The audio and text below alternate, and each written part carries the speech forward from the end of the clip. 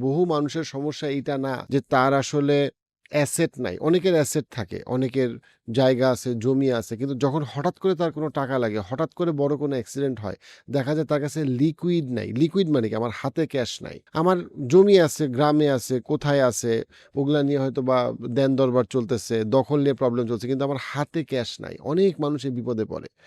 So হাতে কতটুকু cash রাখা লাগবে? এইটার ফর্মুলাটা হচ্ছে গিয়ে প্রথমত যেটা সেটা হচ্ছে গিয়ে এইটার আবার ২ টা লেয়ার আছে। প্রথম কথা যেটা সেটা হইলো আপনার মিনিমাম যেটা লাগবে সেটা হচ্ছে গিয়ে according to Harvard retirement research. So আপনার ১ বছরের যে খরচ, সেই খরচ আপনার হাতে থাকা লাগবে। এক্কেবারে হাতে মানে হাতে। ক্যাশ অথবা গোল্ড আকারে যে অথবা ফার্মারদের ক্ষেত্রে গরু আকারে যে গরু সে যেকোনো সময় বিক্রি করে দিতে পারে। সো ঘটনাটা কি? সেটা হচ্ছে গিয়ে ১ বছর মানে কি? ধরেন আপনাকে অবশ্যই ১ বছরের যে এক্সপেন্স ১২ মাস ধরলাম আমি ৳৮০,০০০ এই ৳৮০,০০০ ইনক্লুডেড হোয়াট? ৳৮০,০০০ ইনক্লুডিং হচ্ছে আপনার ইমার্জেন্সি, আপনার বাচ্চার যাবতীয় খরচ, আপনার বাৎসরিক খরচ, মান্থলি খরচ।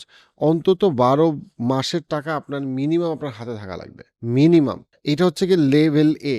যে সারভাইভাল ফান্ডের লেভেল এ হচ্ছে গিয়ে এইটা। যে আপনার সব বছরে আপনার যা খরচ তার সেটাকে ১২ দিয়ে গুণ করলে যা আসে, ওই ১ বছরের খরচ আপনার হাতে থাকাই লাগবে। কত মানুষ যে এই ভুলটা করে। মানুষের হাতে কি থাকে জানেন? ক্রেডিট কার্ডের ঋণ। মানুষ ৳২০,০০,০০০ ঋণ নিয়ে বসে থাকে। তারপরে আমারে এসে বলে, "ভাইয়া আমার ৳১০,০০,০০০ আছে কোথায় ইনভেস্ট করব?" আমি বলি, "আপনার কোনো ঋণ আছে?" বলে, "হ্যাঁ, ৳২০,০০,০০০ ঋণ আছে।" তো ৳২০,০০,০০০ যদি আপনার ঋণ থাকে আপনি ইনভেস্ট করার চিন্তা করতেছেন কেন? আপনি আগে ঋণ শোধ করেন ব্যাংকের। বলে যে, "না আমি মিনিমাম টাকা দিতে।" তো আপনি যে মিনিমাম টাকা দিবেন ওটাতে আপনার মান্থলি ইন্টারেস্টটা অনেক বাড়তেছে না? হালাল হারামের বিষয় তো আছেই। সো আপনার যদি কথার কথা মাসে খরচ হয় ৳৮০,০০০ আর আপনার কাছে যদি ৳১০,০০,০০০ থাকে আপনার ইনভেস্টমেন্টের চিন্তা করার কথা না।